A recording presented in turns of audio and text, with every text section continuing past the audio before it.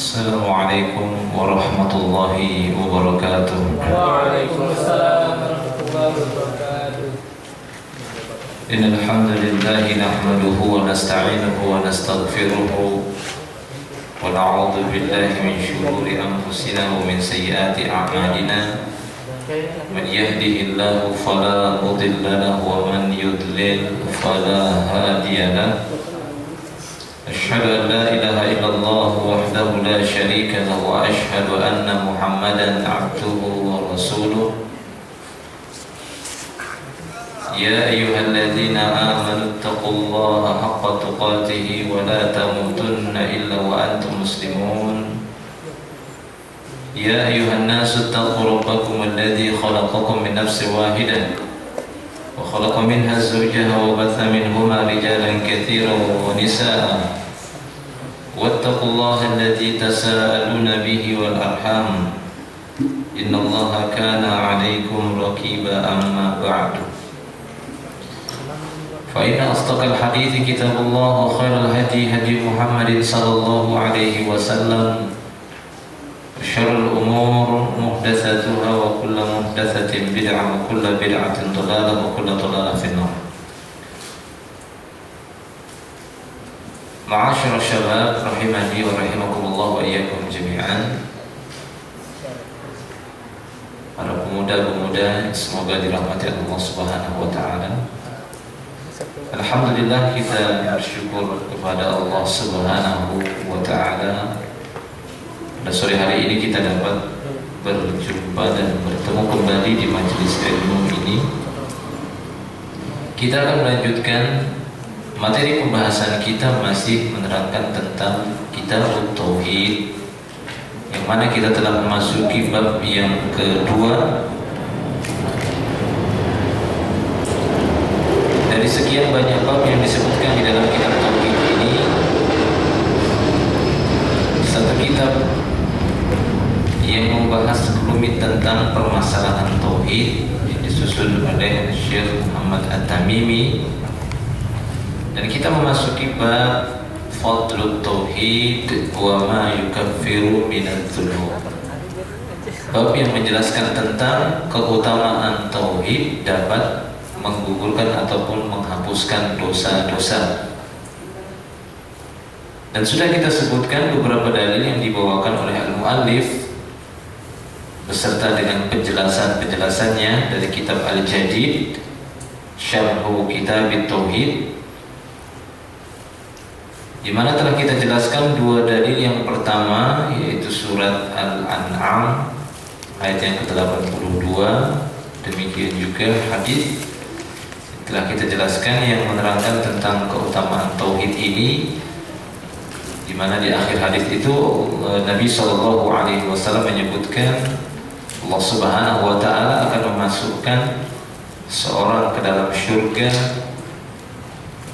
apapun amal yang dia kerjakan selama dia memiliki keyakinan-keyakinan yang telah disebutkan berkaitan dengan tauhid yang sempurna. Adkhalahullahu al-jannata ala ma kana minal amal. Nah, sekarang kita akan memasuki hadis yang berikutnya. Di sini disebutkan bahwasanya walahuma fi hadis Ibban, yaitu sebutan walahuma maksudnya walil Bukhari wa Muslim, ay annahuma rawiya hadzal hadits aidan. Hadis yang akan kita bacakan ini juga diriwayatkan oleh Imam Bukhari dan Imam Muslim. Satu hadis dari jalur Ibban radhiyallahu anhu, nama lengkapnya Ibban bin Amr ibn Ajlan al-Ansari. Dia adalah seorang sahabat dari Bani Salim bin Auf, sahabat yang cukup terkenal, sahabat masyhur. Beliau yakni Ibban bin Amr radhiyallahu anhu meninggal dunia pada masa kekhilafahan Muawiyah bin Abi Sufyan radhiyallahu anhu. Namun tidak diketahui tahun berapa wafatnya Ibban bin Amr ini. Nah, dia meriwayatkan satu hadis yang di dalamnya disebutkan fa innallaha harrama 'alan nari man qala la ilaha illallah yabtaghi bidzalika wajha Allah azza wa jalla. Di dalam hadis ini disebutkan sesungguhnya Allah harrama 'alan nar, mengharamkan atas neraka. Ya, Allah Subhanahu wa taala mengharamkan kepada neraka bagi orang-orang yang telah mengucapkan la ilaha illallah dengan ucapannya itu ibtigha'a wajhillah bidzalika. Jadi dengan ucapan la ilaha illallah tersebut dia mengharapkan wajah Allah Subhanahu wa taala. Artinya ikhlas. Ketika dia mengucapkan la ilaha illallah, dia ikhlas. Di sana para ulama menyebutkan ada 7 syarat dari syarat-syarat sahnya ucapan la ilaha illallah. Syahadat la ilaha illallah di antaranya adalah ikhlas dengan kalimat itu, dibuktikan dengan dalil ini. Fa innallaha harrama 'alan nar man qala la ilaha illallah yabtaghi bidzalika wajha Allah. Jadi siapa saja yang ingin masuk ke dalam Islam dan sempurna Islamnya dan persyahadatannya terhadap la ilaha illallah itu diterima di sisi Allah, maka harus dia penuhi syarat ini, yaitu ikhlas ketika mengucapkannya. Dan di sini dibawakan oleh beliau sebagai dalil untuk menunjukkan keutamaan ataupun fadlul tauhid. Sehingga ketika kita lihat di sini syarhul kalimat, penjelasan dari kalimat-kalimat di dalam hadis walahuma sudah kita sebutkan tadi, maksudnya diriwayatkan oleh Al-Imam Bukhari dan Imam Muslim.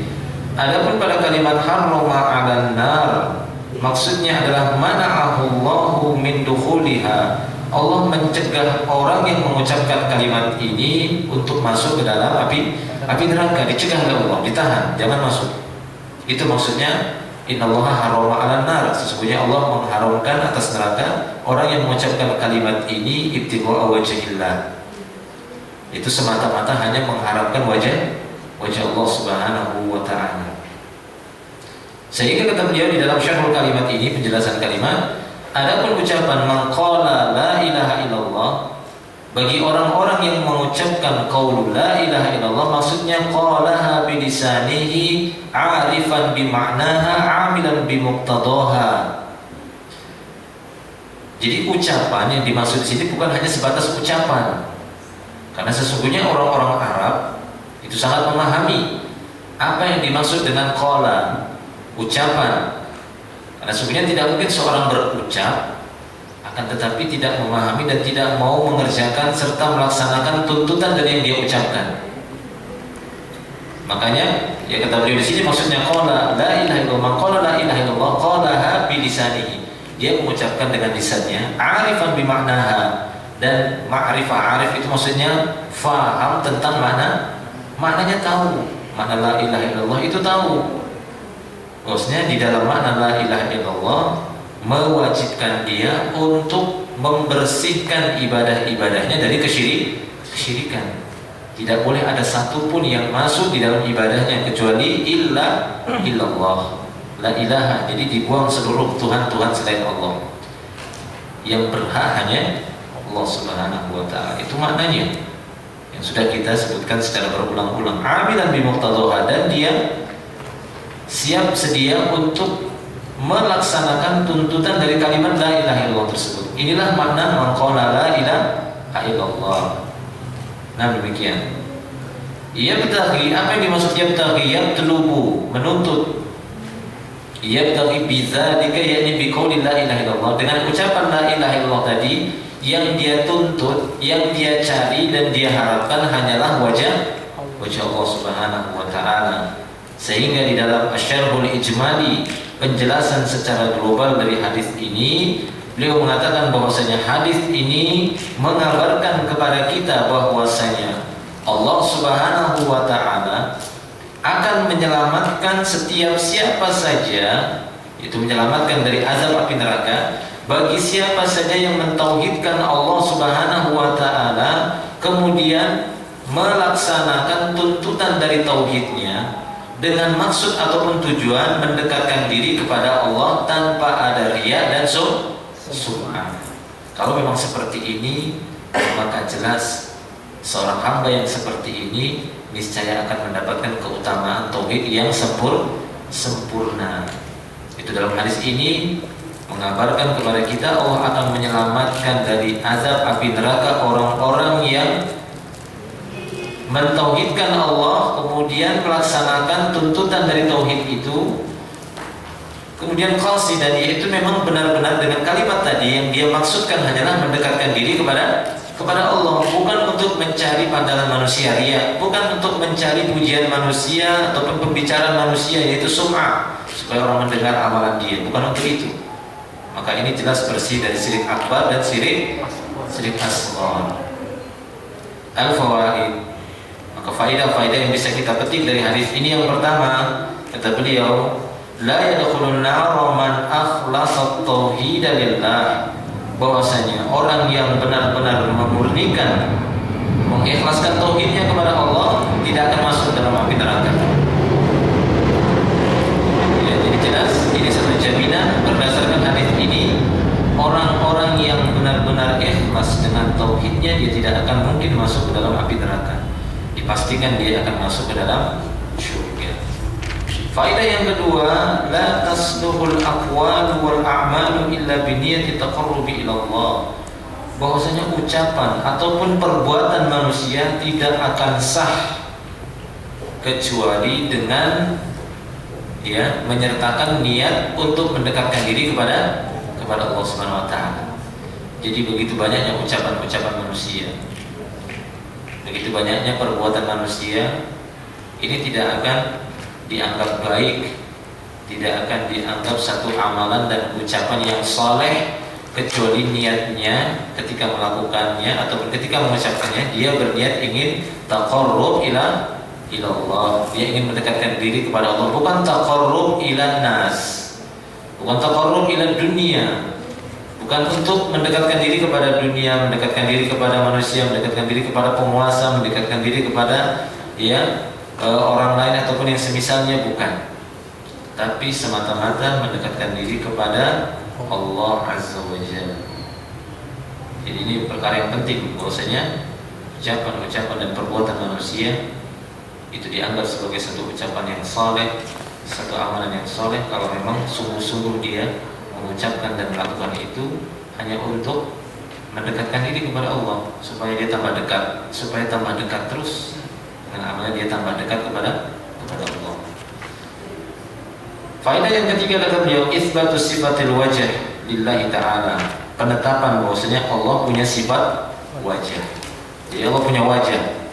Terbukti dari hadis ini tadi, yabtaghi bidzalika wajh Allah. Dia mengucapkan la ilaha illallah kemudian mengharapkan wajahnya. Dan ini tidak perlu ditakwil. Ya, tidak perlu ditakwil dan tidak perlu dipikirkan, loh, tunggu dulu, kok wajah disebutkan ini.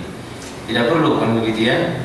Seperti yang pernah kita singgung, bahwasanya berkaitan dengan sifat-sifat Allah Subhanahu wa taala, ya, la majala lirra'yi wal aqli fi, tidak ada tempat bagi akal ataupun pendapat dalam masalah ini.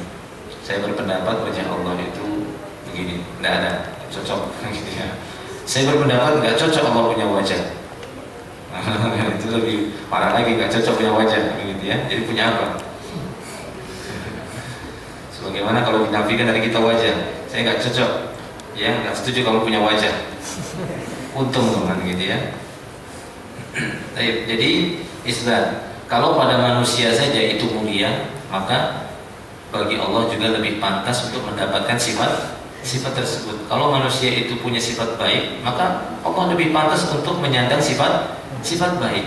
Kalau manusia saja mulia ketika dia memiliki sifat perkasa, masa sih kita menafikan bagi Allah sifat perkasa? Kalau manusia itu sempurna dengan bisanya dia berbicara, mengapa kita mengingkari Allah bisa berbicara? Ya, adanya sifat kalamullah. Kalau kita menganggap bahwasanya manusia itu sempurna dengan bisa mendengar, nah kalau nggak bisa mendengar dikatakan tuli. Lalu mengapa kita menafikan bahwasanya Allah punya sifat mendengar? Allah bisa mendengar. Tapi jangan samakan kayak makhluk. Apakah mendengarnya pakai telinga juga? Nah, itu Anda sudah menyamakannya kan gitu ya. Akan tapi kita serahkan bagaimana hakikat Hakikat sifat itu ya serahkan kepada Allah. Kewajiban kita hanya menetapkan. Allah mengatakan Sami', dia Maha mendengar. Cukup kita tetapkan, tidak perlu kita pikir mendengarnya Allah pakai apa ya. Tidak seperti Anda pakai telinga, karena Allah tidak sama seperti Anda. Allah tidak sama seperti makhluk. Ini harus kita pahami bahwasanya dalam masalah sifat-sifat Allah cukup bagi kita sami'na wa ta'na. Kita dengar ya kita taati seperti itu. Tidak perlu kita menggeser-gesernya, tidak perlu kita memikirkannya. Pikirkan saja amal kita. Gitu ya. Cocok nggak dengan syariat? Diterima? Ada riyanya atau sum'ahnya? Itu saja nggak cukup umur kita untuk menyelesaikannya. Kalau lagi kita menyibukkan diri untuk meneliti ataupun mengkaji tentang zat Allah Subhanahu wa taala, Maha suci Allah. Subhana rabbika rabbil izzah amma yasifun. Jadi Maha suci Allah Subhanahu wa taala Rabbul Izzah dari apa yang mereka sifati. Dari kemudian hadis yang berikutnya adalah hadis dari Abu Sa'id Al-Khudri. Masih di dalam bab Fadlul Tauhid. Di sini beliau menyertakan satu dalil yang menyebutkan tentang keutamaan tauhid ini. Maksudnya di antara keutamaan tauhid ini akan disebutkan dalam hadis ini, yaitu dari riwayat ataupun dari jalur periwayatan Abu Sa'id Al-Khudri radhiyallahu anhu. Dan Abu Sa'id Al-Khudri ini nama aslinya adalah Sa'ad. Ya, nama aslinya Sa'ad. Abu Sa'id itu adalah kunyahnya. Ya, Abu Sa'id. Biasa orang Arab ataupun dalam Islam ini sudah dinyatakan sebagai satu kunyah yang dianjurkan memakai abu ataupun ummu. Sekalipun itu anak-anak, belum punya anak boleh begitu ya. Seperti beberapa orang di masa Rasulullah, Abu Umair padahal itu umurnya masih kurang lebih 2 tahun. Dari panggil Rasulullah Abu Umair dan yang lainnya. Abu Hurairah itu kucing artinya, bapak kucing. Abdurrahman, nama aslinya Abdurrahman bin Sakhar. Kenapa dia dikasih kunyah Abu Hurairah? Karena dia senang sama kucing. Kalau antum nanti senang sama makanan ya Abu To'am. Bapak makanan. Baik, kita bacakan hadisnya. Jadi nama asli Abu Sa'id Al-Khudri adalah Sa'ad bin Malik bin Sinan, salah seorang sahabat yang mulia.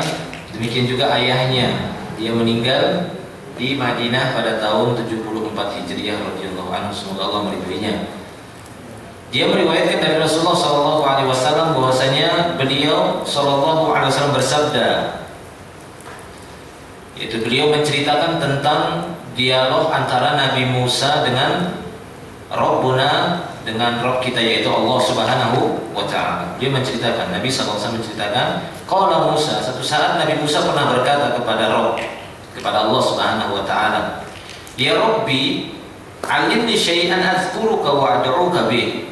Wahai Rabbku, wahai Tuhanku, ajarkanlah kepadaku sesuatu yang bisa aku mengingatmu dan mendoakanmu.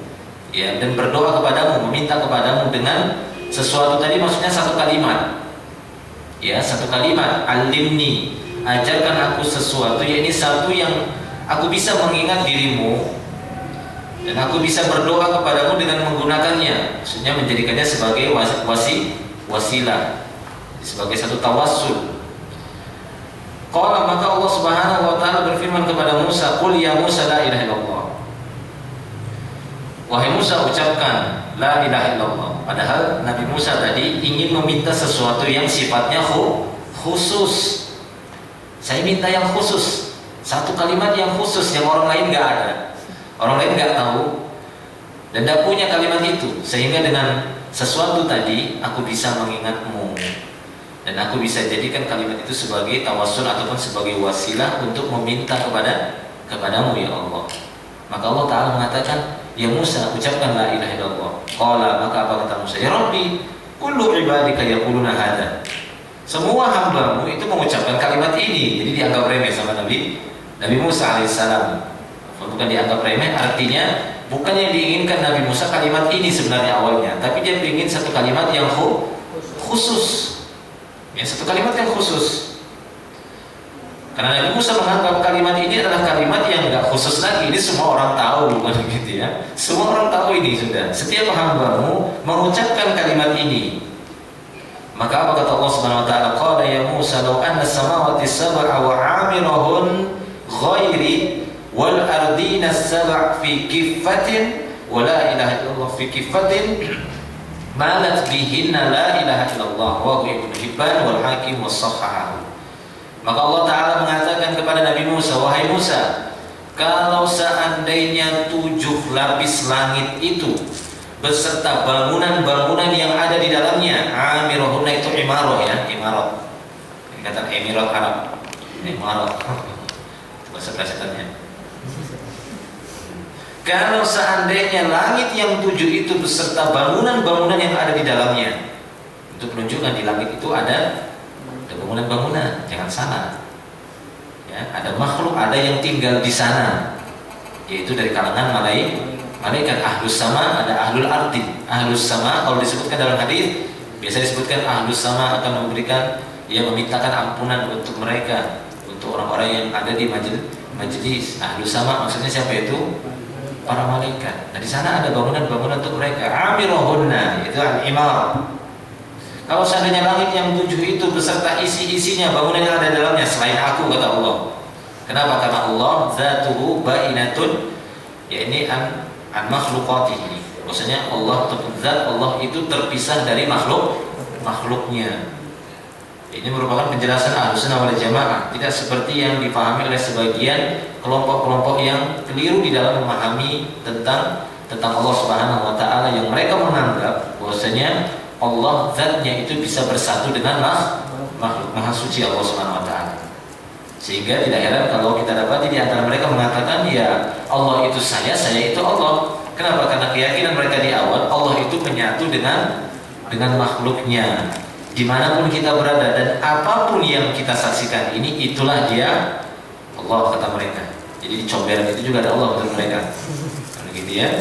Ini tidak benar. Maha suci Allah Subhanahu wa taala. Makanya untuk apa kalimat subhanallah itu tasbih? Untuk mensucikan Allah dari apa yang mereka sifati, karena ini pensifatan yang jelek, buruk untuk Allah Subhanahu wa taala. Baik, selain aku, kalau seandainya langit yang 7 beserta isi-isinya ataupun bangunannya selain aku, wal ardina sab'a, demikian juga ya bumi yang 7 lapis ini, fi kifatin, diletakkan di satu daun timbangan. Wa la ilaha illallah fi kiffah, dan demikian juga kalimat la ilaha illallah yang mungkin dianggap sepele dari awalnya. Begitu ya. Ini diletakkan di daun timbangan yang satu lagi, menunjukkan bahwasanya timbangan ataupun mizan itu juga dikenal ya di kalangan ya, ataupun dikenal sudah diperkenalkan oleh Allah Subhanahu wa taala, namanya timbangan. Ada yaumul mizan, jadi timbang. Kemudian kalimat la ilaha illallah di satu timbangan, langit yang 7 beserta isinya dan bumi 7 lapis langit itu ya, bumi yang 7 lapis tadi diletakkan dalam satu timbangan, malat bihinna la ilaha illallah, masih lebih berat kalimat la ilaha illallah. Subhanallah. Sekarang saya tanya, tidak usahlah langit lah, kalau kita nggak pernah kesana kan begitu ya, bumi saja dulu, bumi walaupun itu belum 7-nya, nggak tahu kita lapis yang 7 ke bawah itu gimana. Yang di atas ini saja kira-kira beratnya berapa kilo? Bumi ini. Siapa pernah menghitungnya ini? Bumi ini berapa kilo ini beratnya? Kalau gitu ya, ternyata masih berat kalimat la ilaha illallah. Subhanallah. Jadi jangan sepele dengan kalimat la ilaha illallah. Jadi kalimat tauhid ini merupakan fadlul tauhid. Makanya babnya bab fadlul tauhid. Bab ya hada babun fadlul tauhid. Ini merupakan bab itu menjelaskan tentang keutamaan tauhid. Itu kalimatnya saja itu lebih berat dari langit dan bumi. Lalu bagaimana jika seorang hamba mengetahui maknanya dan mengamalkannya? Masya Allah, ini jelas lebih berat lagi di sisi Allah Subhanahu wa taala timbangannya. Penjelasan kalimatnya yaitu di dalam hadis disebutkan azkuruka, maksudnya usni alaika bihi wa ahmaduka, aku bisa memujimu dan menyanjung-nyanjungmu, itu maksudnya. Ya Allah, ajarkanlah aku sesuatu yang aku bisa menyanjung-nyanjungmu dengan kalimat khusus. Yang diinginkan oleh Nabi Musa adalah satu kalimat khusus, aku bisa memuji-mujimu, yang mana orang lain mungkin gak bisa, ini khusus untuk saya saja. Wa ad'uka bihi, maksudnya atawassalu ilaika bihi idza da'autuka, aku bisa menjadikan kalimat itu sebagai tawassul, sebagai perantara ketika aku berdoa dan meminta kepadamu. Maka dari sini juga kita dapati bahwasanya tawassul dari semenjak masa kenabian, ya, nabi-nabi terdahulu, tawassul ini sudah dikenal, begitu ya. Tapi tawassulnya tawassul yang masyru', tawassul yang syariatkan, bukan dengan tawassul yang sesuka hatinya secara serampangan dan sembarangan. Menjadikan segala sesuatu bisa jadi tawassul ketika meminta kepada Allah Subhanahu wa taala. Kuburan dijadikan sebagai perantara, datang ke kuburan, minta sama orang yang telah meninggal dunia, dia panggil-panggil, kan begitu ya. Apakah dia memanggilnya dengan mbah, kiai, syekh, wali, ataukah bahasa-bahasa yang mereka panggil penghuni kubur tersebut dan mengatakan, saya perlu ini, saya perlu itu, ya, supaya usaha saya lancar, lurus. Tiba-tiba ada suara dari dalam kuburnya, ya, setan senang gitu kan, gitu ya. Setan suka memain-mainkan orang-orang yang tidak kuat seperti ini, tidak kuat imannya. Akhirnya dia pun percaya, kan gitu ya. Wah, ini dijawab, katanya kan. Tolong sampaikan kepada Allah. Tidak bisa kalau tawassul seperti ini. Tapi tawassul yang dimaksud di sini adalah seperti yang dilakukan oleh Nabi Musa. Dia meminta satu kalimat yang datang dari Allah Subhanahu wa taala yang bisa dia jadikan sebagai perantara ketika dia berdoa meminta kepada Allah. Itu maksudnya ad'u kabi. Kullu ibadika yaquluna hadza, yakni arada Musa syai'an yakhussuhu Allah bih. Nabi Musa mengatakan, wahai Rabbku, semua hambamu mengucapkan kalimat ini. Maksudnya Nabi Musa ingin sesuatu yang khusus, yang diberikan oleh Allah kepadanya. Amirahunna ghairi. Ini amirahunna maksudnya di sini man fihinna minal imar ghairullah. Apa yang ada di antara langit-langit tersebut minal imar, dari bangunan-bangunannya. Jadi menunjukkan bahwasanya di langit itu juga ada tempat tinggal untuk para penduduk langit. Langit juga ada penduduknya, ya. Demikian juga bumi ada penduduknya. Ya, kiffatun yang dimaksud di sini kiffah yaitu kiffatul mizan, yaitu daun timbangan. Tapi Allah alam gimana ya untuk daun timbangannya yang ada di sisi Allah Subhanahu wa taala. Ya, seperti yang Anda pikirkan, oh berarti ada dua daun timbangan.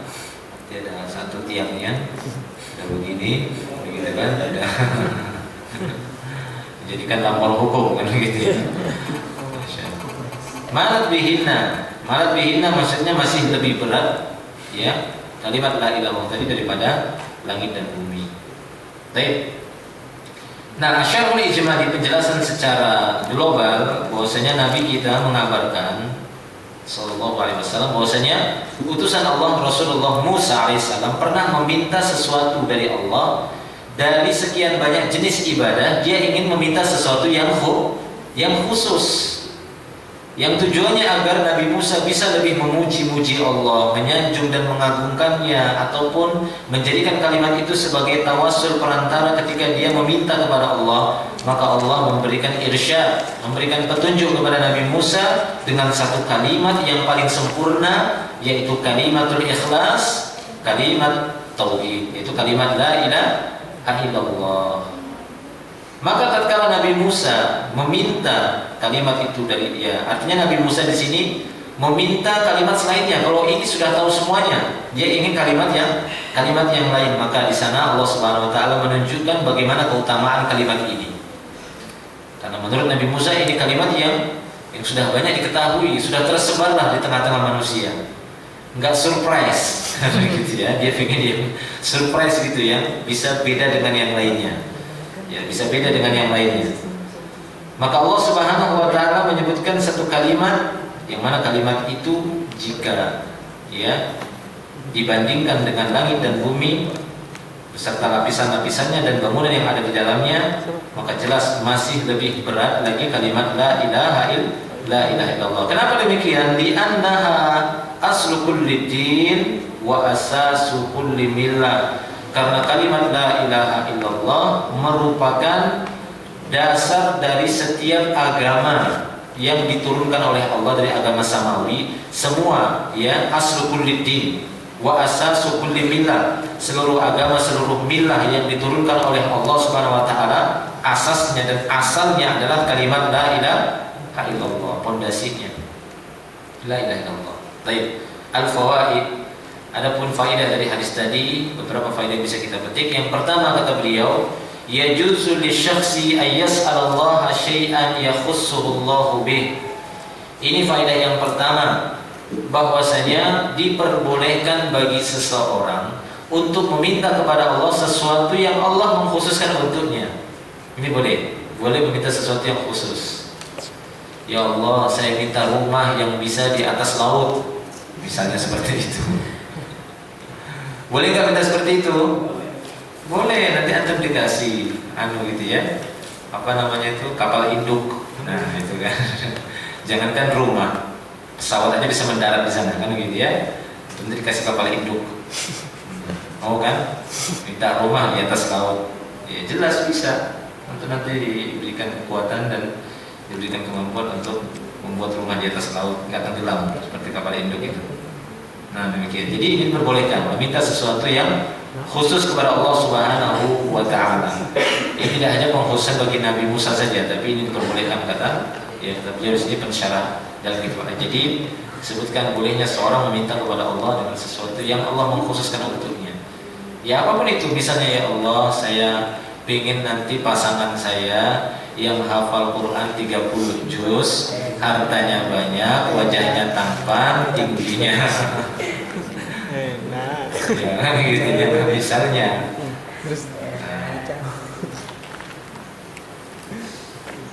Kemudian faedah yang berikutnya, faedah yang kedua kata beliau, annar rusula la ya'lamuna illa ma 'allamahumullahu bih. Sesungguhnya para rasul Allah itu tidak mengetahui kecuali apa yang telah Allah ajarkan kepada mereka. Ini membuktikan, karena kenapa? Ada sebagian orang yang terlalu mengagung-agungkan Nabi Musa. Sampai-sampai tongkatnya Nabi Musa dijual. Nah, gitu ya. Itu pernah baca nggak? Saya pernah baca itu, dijual tongkat Nabi Musa. Cincinnya Nabi Sulaiman. Gak tahu apakah itu. Ya maksudnya khasiatnya nanti dibuat situ khasiatnya. Tongkat ini bisa begini, bisa begini, bisa begini, bisa terbang kan, bisa dipukul nanti langsung terbelah kan. Berhubungan menajam. Ya justru dari sini bahkan ada sebagian orang yang mungkin pernah saya ceritakan juga kan gitu ya, yang dia tidak mengerjakan sholat hanya gara-gara didatangi Nabi Musa katanya. Dari mana tahu Nabi Musa? Karena dia datang pakai tongkat. Wah, apakah setiap yang pakai tongkat dibilang Nabi Musa? Kemudian Nabi Musa kata dia si Nabi Musa, dia mengatakan dia Nabi Musa dan memerintahkan dia sejak saat ini kamu tidak perlu sholat lagi. Wah, hebat ya kan gitu ya. Nah, jadi di sini justru dalam hadis ini kita dapati bagaimana sekalipun mereka para rasul tetap ilmu yang mereka ketahui terbatas. Terbukti Nabi Musa nggak tahu kalau kalimat la ilaha illallah itu lebih berat dari dunia dan seisinya, dari langit dan dunia serta seisinya. Tahu nggak Nabi Musa? Nggak tahu. Setelah Allah mengajarkan, oh baru tahu Nabi Musa ternyata kalimat la ilaha illallah, subhanallah. Kalau seandainya seluruh 7 lapis langit dan 7 lapis bumi beserta isi-isinya, ya itu ditimbang dengan kalimat la ilaha illallah, dengan ucapan kalimat la ilaha illallah masih lebih berat kalimat la ilaha illallah. Berarti apa? Nabi Musa walaupun didapati begitu banyaknya mukjizatnya, masih saja memiliki kekurangan. Tidak tahu ternyata, kan gitu ya. Walaupun dikenal Nabi Musa dengan tongkatnya, peristiwa bagaimana Nabi Musa ya diselamatkan oleh Allah dari penyembelihan anak-anak Bani Israel, anak laki-laki Bani Israel itu kan disembelihin oleh siapa? Oleh Fir'aun. Tapi diselamatkan Nabi Musa dengan diperintahkannya ibunya untuk meletakkan dia di tabut peti dan dihanyutkan di sungai Nil sehingga didapati oleh ya dayang-dayangnya Fir'aun, diserahkan kepada Asia binti Muzahim, dipeliharalah dia sehingga dengan skenario dari Allah kembali lagi dia ke pangkuan ibunya sampai dan seterusnya ketemu sama orang Bani Israel dengan suku Kipti bertengkar ingin didamaikan. Ternyata Nabi Musa mukul suku Kipti itu sampai mati gitu ya, sekali pukul jatuh mati. Ini kuat Nabi Musa gitu. Nah demikian. Tapi walaupun demikian namanya manusia masih ada kekurangan ilmu yang dimiliki terbatas. Jadi para rasul itu tidaklah mengetahui kecuali sesuai dengan ilmu yang hanya diinformasikan oleh Allah Subhanahu wa taala. Faedah yang ketiga, sehingga ya batillah orang-orang yang terlalu mengagung-agungkan para nabi, menyembah para nabi ataupun menyembah para rasul seperti orang Nasara. Gitu ya, menjadikan Isa sebagai satu dari 3 unsur. Ataupun di tengah-tengah umat ini yang meyakini Nabi Muhammad SAW memiliki kekuatan, sehingga mereka memanggil Rasulullah dalam doanya, ya Rasulullah, tolong ya Rasulullah. Padahal Rasulullah SAW sendiri tidak mendengar apa yang mereka minta. Dengar nggak Rasulullah kalau kita manggil dia? Rasulullah mendengar nggak kalau kita, ya Rasulullah, tolong ya Rasulullah, ini usaha saya kok bisa begini, tolong ya Rasulullah. Kira-kira Rasulullah dengar enggak? Tidak mendengarnya. Kenapa? Karena Allah Subhanahu wa taala sendiri sampai-sampai mengutus malaikat khusus untuk berkeliling dunia setiap hari mengumpulkan selawat dan salam dari umatnya, kemudian nanti baru disampaikan ke Rasulullah. Berarti apa? Rasulullah nggak tahu kalau kita berselawat dan mengucapkan salam. Ya, inna lillahi malaika sayyahina fil ardi yuballighuni min ummati salam. Kita Rasulullah. Sesungguhnya Allah punya malaikat khusus yang keliling-keliling, sayyahina itu keliling-keliling di muka bumi ini, mengumpulkan selawat dan salam dari umatku kemudian disampaikan kepadaku, sementara beliau berada di alam barzakh. Berarti apa? Selawat dan salam aja beliau nggak tahu kalau kita berselawat kepadanya, kecuali dengan perantaraan malaikat. Lalu gimana kalau Anda manggil Rasulullah? Ya jelas, begitu ya. Dia tidak bisa mendengar karena alamnya sudah berbeda. Nah, jelas ya. Baik. Faedah yang berikutnya, isbat yang ketiga, isbatu sifatil qaulillahi subhanahu wa ta'ala, penetapan bahwasanya Allah memiliki sifat berbicara. Ya. Dan ini pernah kita singgung, bahwasanya qaulullah, qala Allah taala, Allah berfirman, Allah berkata. Ya, Allah berbicara, kan gitu ya. Allah berbicara. Karena kalau kita nafikan, ya kita ingkari Allah bisa berbicara, berarti apa ya kebalikannya? Apakah kita menetapkan Allah bisu? Ya jelas ini aib bagi Allah. Padahal Allah Subhanahu wa taala disucikan dari segala sesuatu yang kurang, yang aib. Ya, Allah Subhanahu wa taala memiliki seluruh sifat-sifat yang mulia. Yang mana manusia mulia dengan sifat itu, Allah lebih pantas mendapatkan kemuliaan tersebut. Yang mana sifat itu merupakan kekurangan bagi manusia, maka Allah lebih pantas untuk dibersihkan darinya sifat kekurangan itu. Seperti tidur, ngantuk, ngorok, ataupun sifat kurang yang lainnya, itu kan sifat-sifat makhluk, maka tidak pantas bagi Allah. La sinatun wala naum. Ya, wa makana rabbuka nasiya, itu firman Allah dalam surat Maryam. Rabbmu tidaklah pelupa, karena pelupa itu kekurangan bagi kita, aib itu bagi Anda. Lupa kan? Alhamdulillah nggak lupa bukunya di rumah semuanya, kan begitu. Lupa, itu kan kurang. Makanya Allah mengatakan wa makana rabbuka nasiya. Rabbmu itu tidak pelupa. Kalau seandainya ditetapkan bagi Allah itu pelupa, maka Al-Quran itu tidak usah dipelajari. Karena barangkali lupa Allah naruh syariatnya, kan gitu ya. Barangkali Allah lupa ini. Jadi keliru orang-orang, aduh, kok nggak ada ya syariat ini? Jangan-jangan Allah lupa naruh di ayat ini. Wa makana rabbuka nasiya. Allah sudah membersihkan dirinya sendiri dari sifat pelupa. Jadi segala bentuk sifat yang kurang bagi kita itu nggak pantas bagi Allah. Ya, jelas ini ya. Nah, jadi hanya kemuliaanlah untuk Allah Subhanahu wa taala. Ini namanya mengagungkan Allah yang seperti ini. Faedah yang berikutnya yang keempat, isbatu anna samawati maskunah, penetapan bahwasanya langit itu juga ada penghuninya. Ya, jadi ada penghuninya. Wallahu a'lam gimana hakikatnya, kan gitu ya, kita tidak mengetahuinya. Itu hanya ya diketahui oleh Allah Subhanahu wa taala dan mereka makhluk yang ada di langit sana, penduduk-penduduk langit. Yang kelima, isbatu annal ardina sab'a kasamawat, penetapan bahwasanya bumi ini juga 7 lapis seperti langit. Dalam hadis tadi juga disebutkan wa ardina sab'a. Bahkan di dalam Al-Quran juga sudah disebutkan bahwasanya bumi ini juga 7 lapis. Di antaranya firman Allah Subhanahu wa taala dalam surat At-Talaq ayat yang ke-12. Allahul ladzi khalaqas samawati Allahul ladzi khalaqas sab'a samawatin wa minal ardi mithlahun Yatanazzalul amru bainahum lita'lamu anna Allah 'ala kulli syai'in qadir wa anna Allah qad ahata bi kulli syai'in 'ilma. Di dalam surat Talaq Allah Subhanahu wa taala berfirman, dialah Allah Subhanahu wa taala yang telah menciptakan sab'a samawat, 7 lapis langit. Wa minal ardi, dan demikian juga bumi ini mislahun, seperti langit. Berapa langit? 7 lapis. Nah, itu jadi mislahun ini menunjukkan ya semisalnya, berarti bumi juga 7 lapis. Yatanazzalul amru bainahum, dan perintah Allah itu turun di antara langit dan bumi, itu berlaku bagi mereka perintah Allah Subhanahu wa taala. Baik. Kemudian faedah berikutnya yang keenam, isbatul mufadalah bainal a'mal, penetapan bahwasanya di antara amal itu ada yang utama. Di antara amal itu ada yang utama, terutama kalimat la ilaha illallah ini merupakan afdalul dzikri. La ilaha illallah, kata Rasul dalam sebuah hadis, afdalul dzikri la ilaha illallah wa afdalul syukri alhamdulillah. Jadi zikir yang paling afdal memang la ilaha illallah. Afdalul syukri, dan rasa syukur, ungkapan rasa syukur yang paling afdal adalah alhamdulillah. Alhamdulillah. Ya, jadi jelas bahwasanya di antara amal itu ada yang utama satu dan yang lainnya. Nah, demikian.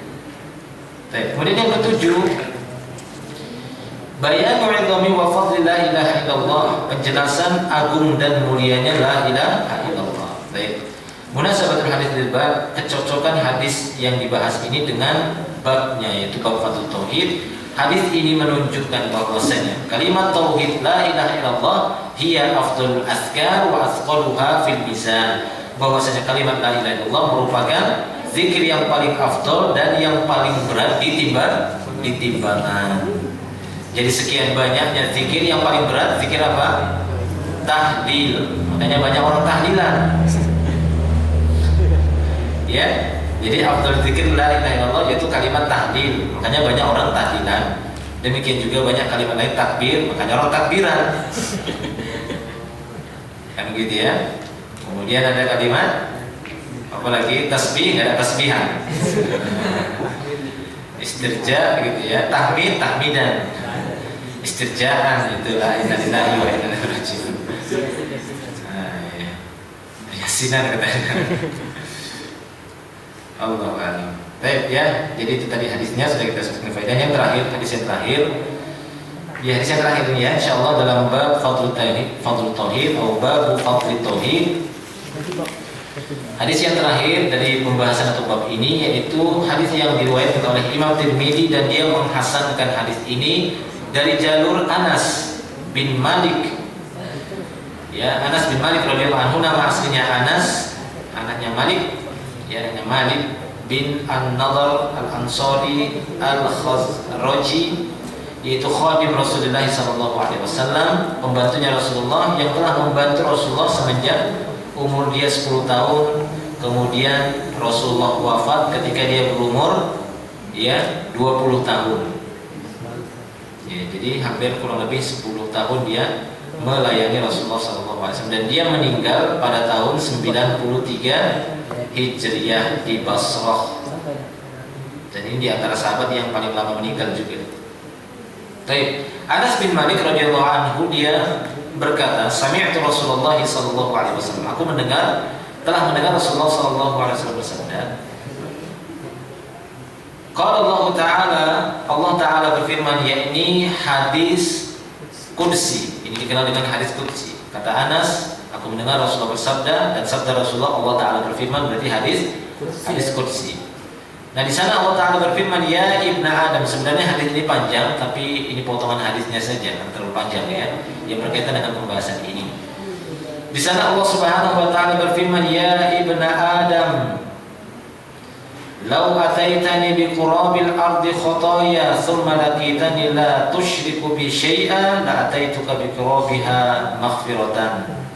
Wahai anak Adam, kalau seandainya engkau mendatangi aku dengan membawa dosa seberat bumi ini, khotoya itu dosa-dosa seberat bumi ini, kamu datang kepadaku membawa dosa seberat bumi. Nah, lihat tadi berapa, kira-kira berapa bumi ini, berapa beratnya? Allahu a'lam ya. Tsumma laqitani, kemudian engkau bertemu denganku, la tusyriku bi syai'an, engkau tidak mensekutukan aku dengan sesuatu apapun.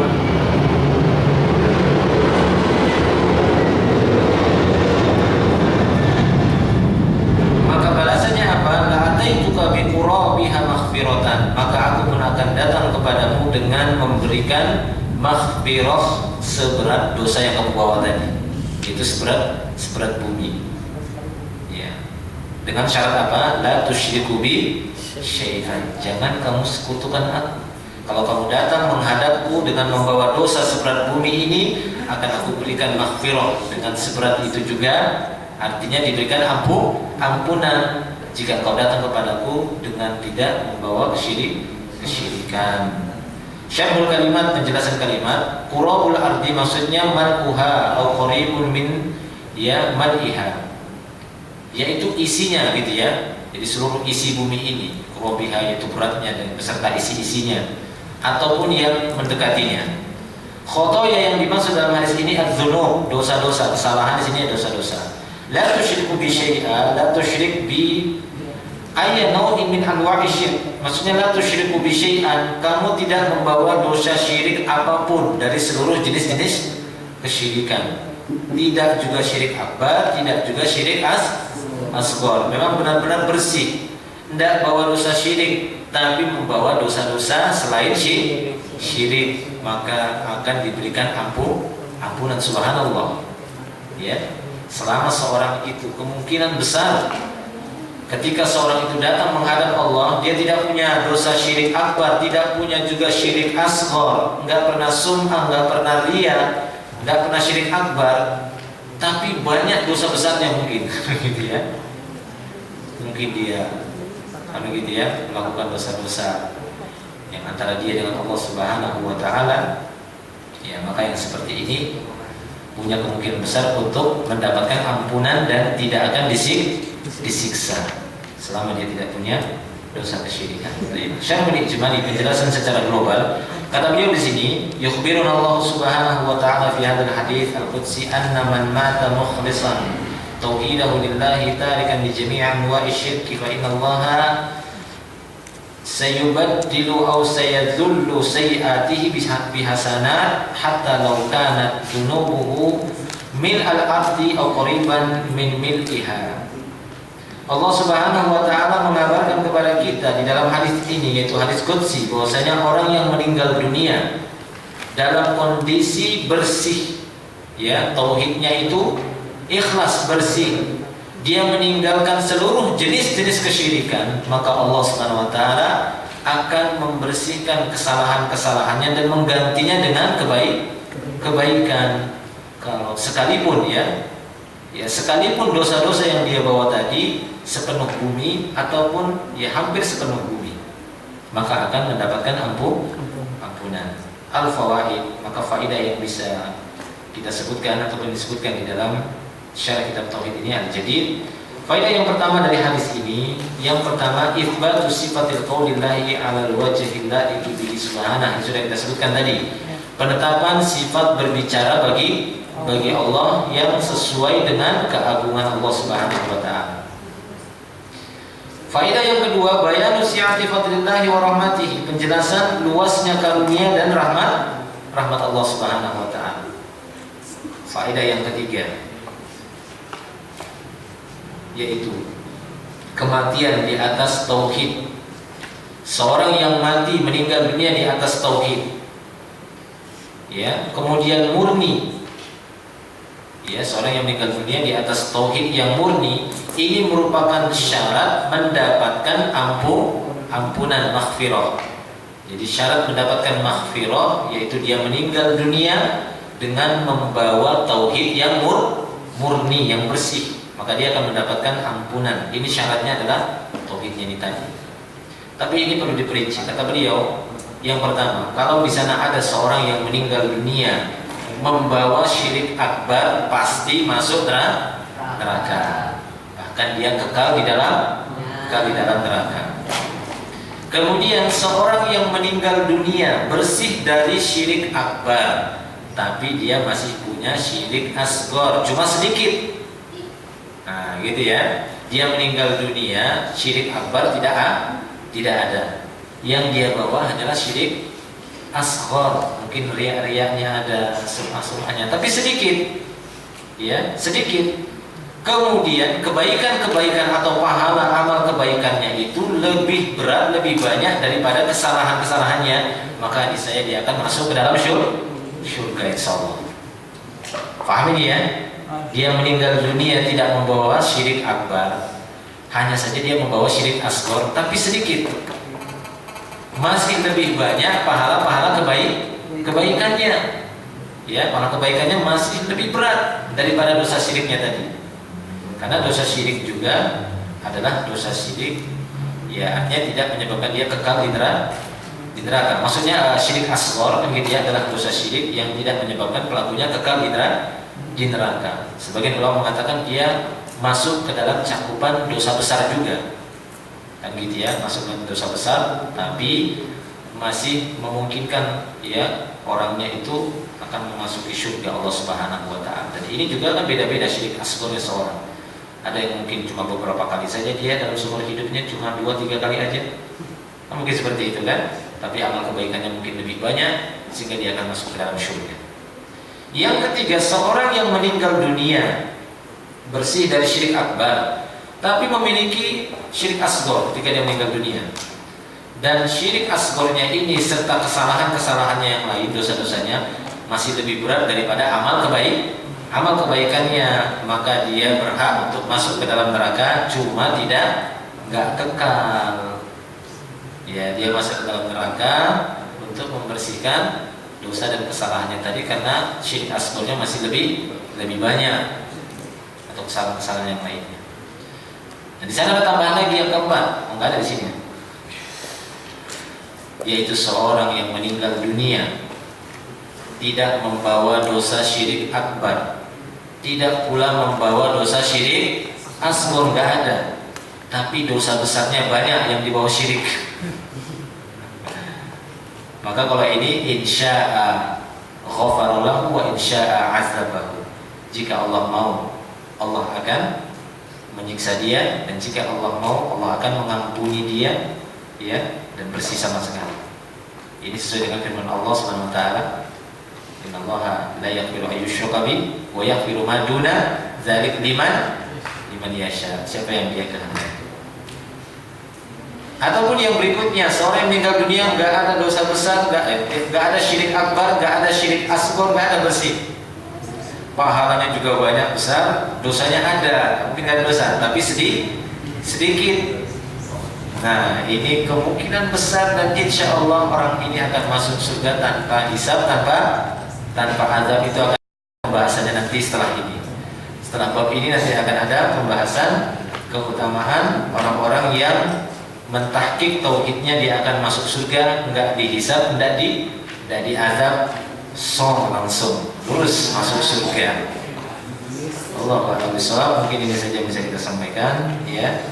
Jadi ini beberapa faedah tadi telah kita sebutkan, dan kecocokan hadis ini dengan bab, bahwasanya hadis ini menunjukkan orang-orang yang meninggal dunia bersih dari syirik, dari seluruh jenis-jenis syiriknya, niscaya dia akan masuk surga sekalipun dosanya seberat bumi, sebanyak apapun dosanya akan mendapatkan maghfirah dari Allah Subhanahu wa taala. Allahu a'lam bishawab.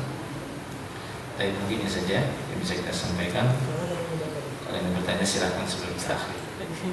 Ada dulu. Ini ketipan pertanyaan dari akhwat. Ya, 3 pekan yang lalu. Ustadz, ini ada beberapa akhwat nanya beberapa pekan yang lalu mengenai Ustadz, apa masalah maksud dari surah Maryam ayat 71 dan 71.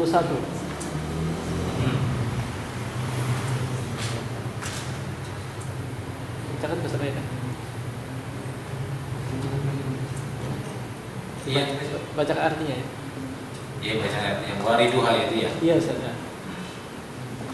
Subhanallah a'lamu billazi wa huwa aula biha siriya wa in minkum illa wariduha kana ala rabbika haqqan. Illa wariduha.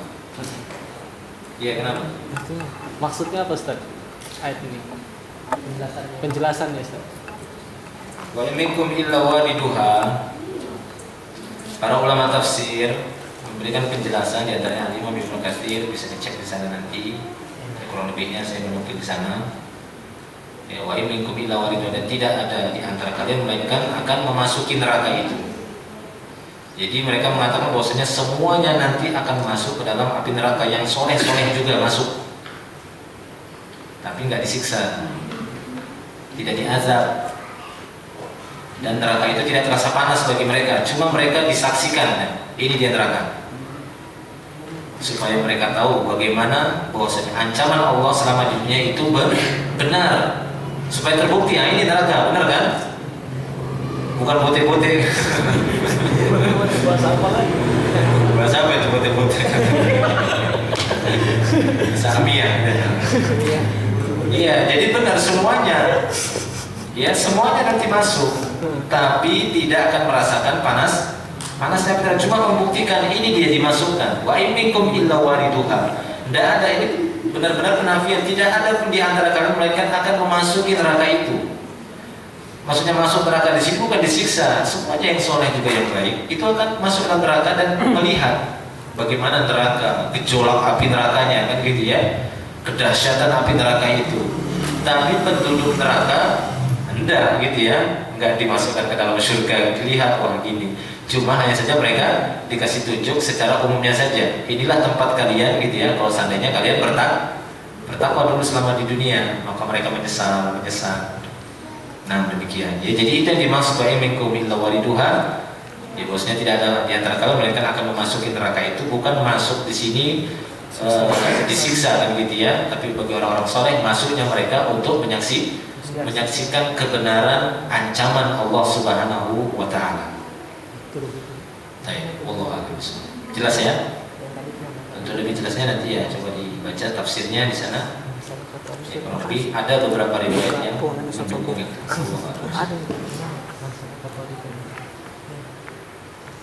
Baca dari mana Ustaz? Ya, betul.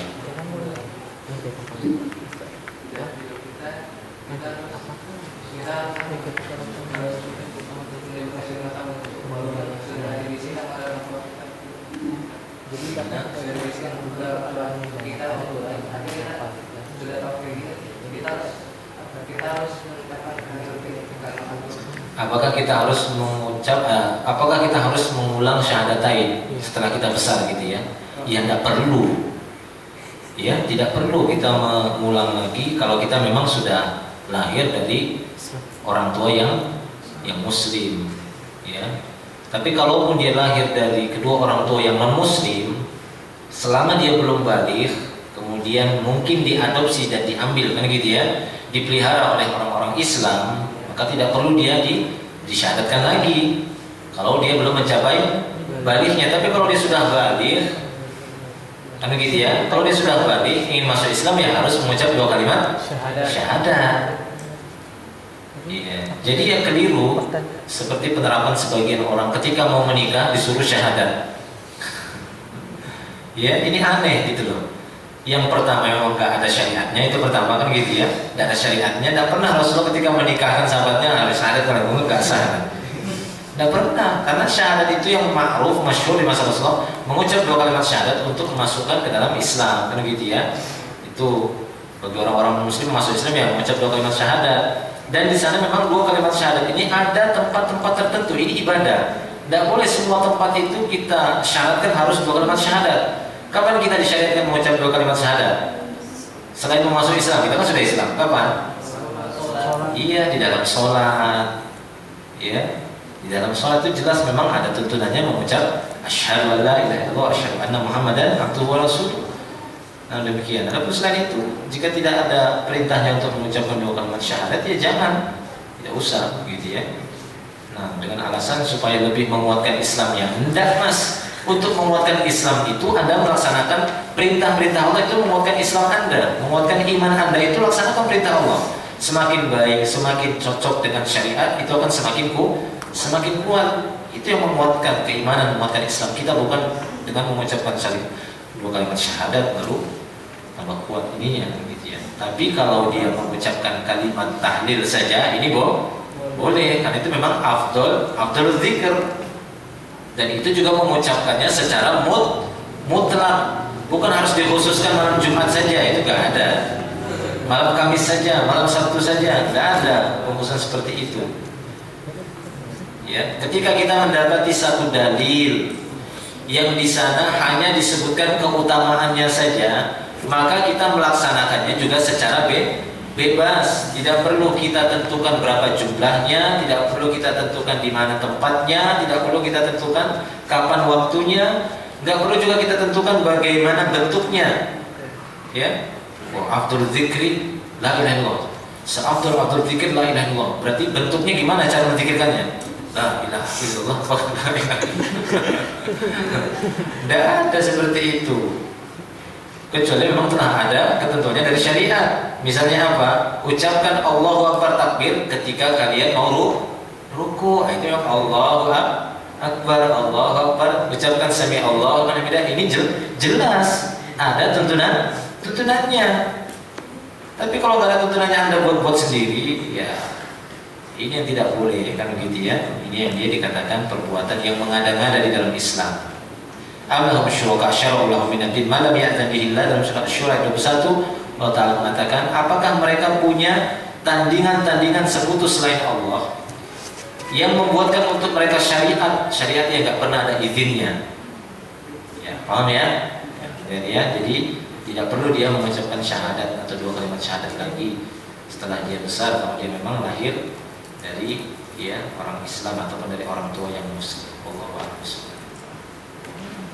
Ya, silakan. Maksud ayat 5 surah Al-Insan. Maksudnya kan di sini kan orang yang berbuat kebajikan itu minum dari gelas yang campurannya air kapur itu. Maksudnya air kapur. Ayat itu gimana? Wa yashrabu biha innal abrara yashrabu min ka'sin kana mizajuha kafura. Iya. Jadi seperti yang pernah saya sebutkan, mungkin tidak di sini ya, dalam kajian yang lain, bahwasanya sebagian besar bahkan secara umumnya janji-janji yang Allah Subhanahu wa Ta'ala sebutkan di surga, maka penamaannya ada yang benar-benar serupa dengan yang kita saksikan di dunia, penamaannya. Akan tetapi sifat dan hakikatnya itu berbeda.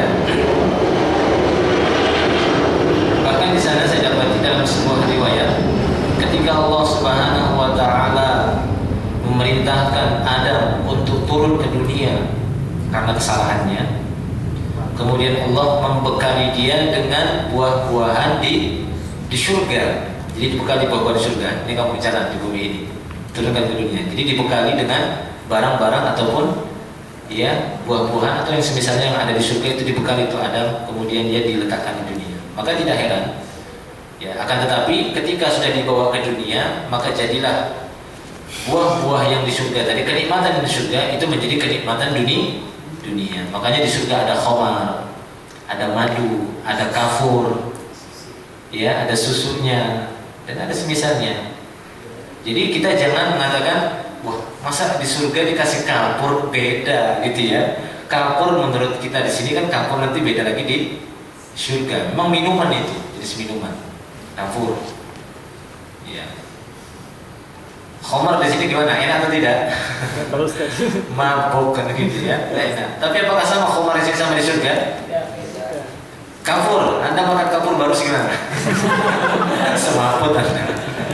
Tapi itu jelas nama sama, bukan itu ya. Jadi bukan kapurnya itu yang dikasih nanti di surga. Jelas hakikatnya berbeda. Makanya Rasulullah SAW dalam sebuah hadis, Rasulullah bersabda tentang surga itu, ya, mala ainun ra'at wala uzunun sami'at wala ala khatari khatari qalbi bashar, atau kama qala sallallahu alaihi wasallam. Bahwasanya surga itu adalah sesuatu yang tidak pernah dilihat oleh mata, tidak pernah didengar oleh telinga dan belum pernah terlintas sedikit pun di dalam hati manusia. Iya, jadi memang sesuatu yang menakjubkan. Makanya disebutkan nama-namanya serupa supaya kita tergiur, minimalnya kita bisa memahami, kan begitu ya. Wah, gimana ini? Kafur di sini saja harumnya, kan begitu ya.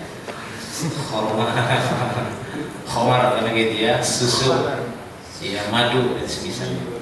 Iya, jadi itu dia kafur. Kalau kita bingung orang-orang baik dikasih kafur, wah enak. Ya seperti ketika dalam beberapa disebutkan para bidadari yang betis-betisnya yang bening, kan gitu ya, kelihatan dalam dari luarnya. Wah, kayak apa? Kayak robot gitu. Kok kelihatan tulang-tulang? Nggak bisa ya. Itu memang sesuatu yang nggak bisa ini kan. Bukannya fokus. Wa idza ra'aita thamma ra'aita na'iman wa mulkan kabira. Jika kamu nanti benar-benar melihat surga itu, kamu akan melihat kenikmatan dan kerajaan yang besar-besar. Ya, kerajaan besar-besar. Orang yang terakhir saja nanti masuk ke dalam surga, terakhir masuk ke dalam surga ini, keluar dari neraka di antara penduduk surga, tapi terakhir dia masuk ke dalam surga karena dia harus di neraka dulu dan keluar dari neraka dalam keadaan gosong, hitam legam badannya, begitu ya, dimasukkan ke Nahrul Hayat, sungai kehidupan, sehingga dia pun tumbuh lagi seperti biji yang tumbuh. Pernah lihat biji tumbuh ini ya, pecah gitu ya, nah, seperti itu bersih lagi dia. Kemudian dia didekatkan ke pintu surga. Maka dia berangan-angan, ya Allah, ya kalau seandainya aku didekatkan ke pintu surga itu aja. Maka didekatkan aja. Aku nggak akan minta lagi katanya, dekatkan dia ke pintu surga. Ngelihat ke surga, waduh, enaknya ya Allah kalau seandainya aku dimasukkan ke dalam surga, gitu ya. Dan aku nggak minta setelah itu, dimasukkan ke dalam surga, minta lagi. Padahal dia nggak minta lagi katanya dia. Tapi dia dapat di surga sudah penuh semua, gitu ya. Surga sudah penuh semua, kaplingannya sudah habis. Ya, maka ya, dalam kisah itu Allah SWT karena dia meminta, maka Allah pun memberikan ya 10 kali lipat dari kerajaan di dunia. Ini orang paling kiri di surga ini ya. Dia masih mendapatkan 10 kali lipat dari kerajaan terbesar di dunia. Kalau Anda pernah melihat satu kerajaan besar yang pernah ada sepanjang zaman, maka 10 kali lipatnya. Nah, ya 10 kali lipatnya. Ini orang paling miskin di surga, paling di bawahnya. Jadi begitu ya, masalah-masalah surga itu memang istilahnya sama, tapi hakikatnya berbeda, nggak sama gitu ya. Allah a'lam. Cukup ya? Mungkin lagi yang terakhir langsung. Apakah maulid Nabi itu termasuk bid'ah? Iya. Terus bid'ah seperti yang baik atau? Ya tidak ada. Kalau kita mengatakan adanya bid'ah hasanah, kan gitu ya. Ada bid'ah sayyi'ah, ada bid'ah yang buruk, ada bid'ah yang baik. Nanti sekarang begini, kalau kita membagi ada bid'ah buruk, ada bid'ah yang baik.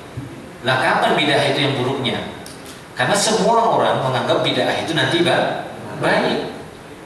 Kan gitu ya. Misalnya ada seorang dia melakukan satu ibadah, apa itu diantara ibadahnya, yaitu tawaf di kuburan.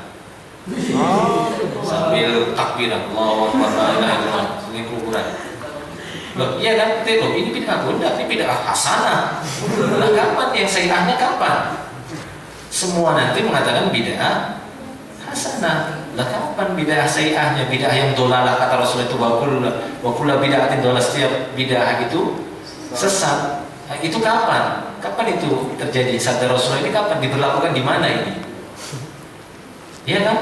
Ya, jelas tidak berlaku hadis ini akhirnya. Paham ya? Jadi yang jelasnya bahwasanya perkara ibadah itu hukum asalnya terlarang, gitu ya. Tidak boleh seorang beribadah sampai ada keterangannya. Karena kebanyakan orang mengerjakan dulu, ketika ditanya baru cari-cari. Ya ini nggak boleh seperti itu. Ziarah ke kuburan, nyiram kuburan, misalnya kuburan terus yang kena. Karena yang paling banyak masalah kuburan itu beda. Siram kuburan, mau pergi gitu kan siramnya. Tanya dong, kenapa disirami kuburannya? Supaya orang yang dalam kuburnya merasa dingin katanya. So, mana dalilnya kan gitu ya? Baru cari-cari dalilnya. Nah ini ada dalilnya ketika Rasulullah membilang pelepah kurma ditaruh di atas kuburan. Lo beda pelepah kurma sama air. Itu pun Rasulullah meletakkan pelepah kurma itu di atas kuburan dua penghuni kubur yang sedang disiksa. Apakah Anda tahu orang itu disiksa? Kalau Anda mendengar dia disiksa, silahkan Anda taruh gitu ya. Satu pohon kelapa itu juga apa-apa Anda taruh di situ, tutup di situ. Kalau Anda tahu dia disiksa, masalahnya Anda nggak dengar. Anda pakai mikrofon juga nggak dengar itu dia disiksa tanda. Berarti ini tidak cocok dalilnya. Jadi cari-cari dalil untuk membenarkannya. Nggak boleh begitu. Tapi belajar dulu baru diamalkan. Jangan beramal dulu banyak ikuti amal-amal tapi nggak tahu dalilnya. Paham ya?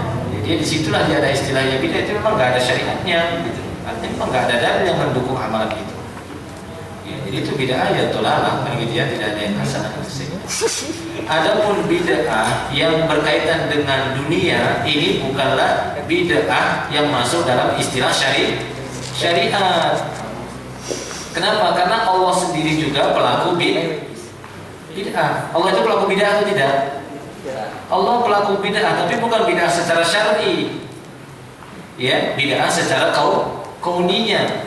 Iya, Allah itu pelaku bid'ah. Kira-kira ketika Allah menciptakan bumi ini, ada nggak dia mencontoh bumi yang lain?